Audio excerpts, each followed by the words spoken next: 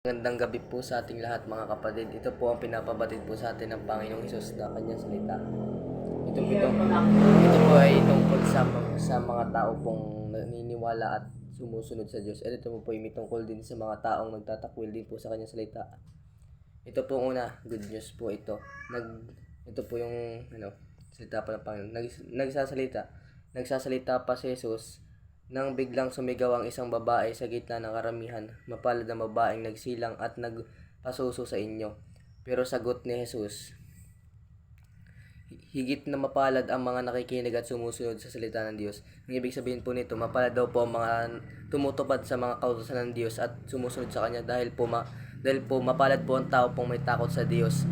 Dahil po sila ay kinalulugdan ng Diyos at sila po ay ginagabayan kung nasa naman po silang lupalop ng mundo. Ito po ay nasusulat po sa Lucas 11 verse 27. At ito naman po ang mga patungkol po sa mga taong nagtatakwil sa kanyang salita. Ito pong sinabi ni Juan 12 verse 48. Ang nagtatakwil sa akin at hindi tumatanggap sa aking mga pananalita na mayroong isang hahatol sa kanya. Ang salitang aking sinalita ay siyang sa kanya hahatol sa huling araw. Ito po yung mga salita po ng Panginoon na hahatol na example po ay sinabi po ng Panginoon na huwag kang titingin ng may pagnanasa sa kapwa mo, pero ginawa mo at di mo sinunod. Yun din po yung salita ng Panginoon na siya pong hahatol din sa iyo dahil hindi mo sinunod yung kautosan niya.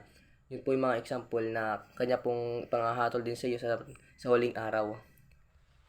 Maraming salamat po. Sana po may natutunan kayo.